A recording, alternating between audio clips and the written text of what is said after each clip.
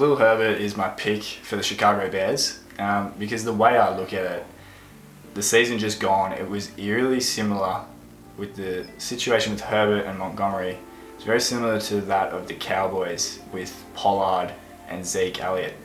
Obviously Pollard ended up overtaking Zeke in a way, making bigger plays and just being the overall better running back in a lot of people's opinions, which is why he saw a bigger share of the load. And I think this is where Herbert, this upcoming season, can show that he's that type of running back as well.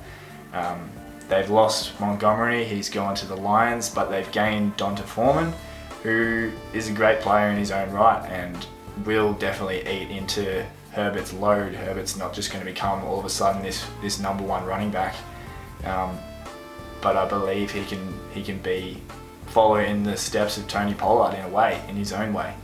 Regarding last season's performance, it did seem as well, no matter how well Herbert played, he was never overtaking Montgomery's snaps, his usage.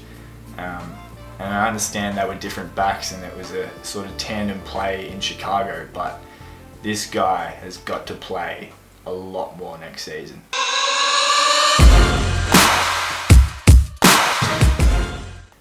Amon-Ra St. Brown is a top 10 receiver easily in this league.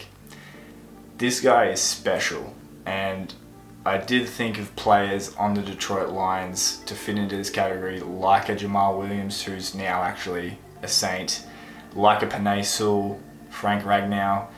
These players are also underrated for me, but Amon-Ra St. Brown is just that good that I needed to talk about him. His stats speak for himself, but the thing I wanted to really touch on is, if you haven't already, if you get the chance, watch the Hard Knocks documentary, which was done on the Detroit Lions in their preseason before the 2022 season. And in, I believe, episode 2, they follow a lot of Amon-Ra St. Brown in this episode, and there's a clip of him going through every single receiver. There's 16 that were drafted before him, and this just shows the mentality of the bloke, which translates onto epic play on the field.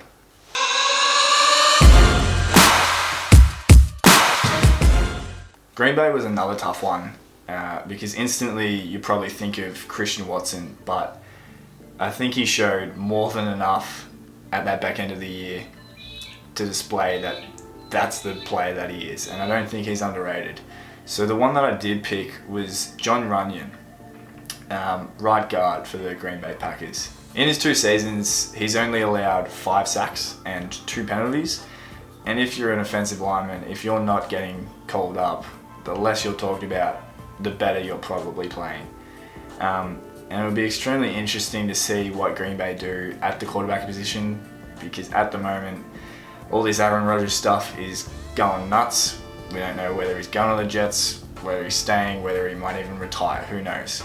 Jordan Love's also still there. Feels like he's been there for an eternity, but whoever it may be at quarterback, they'll be well protected by John Runyon.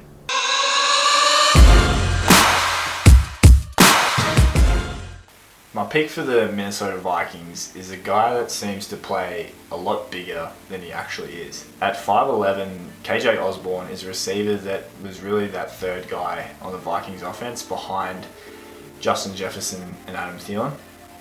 But it's a guy that I think had a very positive impact when he did get involved in this offense. Obviously all the attention goes to Justin Jefferson, who is arguably one of, if not the best wide receiver in the league. But I feel KJ Osborne has that potential, especially now that Adam Thielen has been released from the Vikings. He's got that potential to take over and be that solid number 2 receiver, that solid number 2 option in the Vikings offense. And not to mention, he also literally saved a guy from a burning car, so that's extra points for me.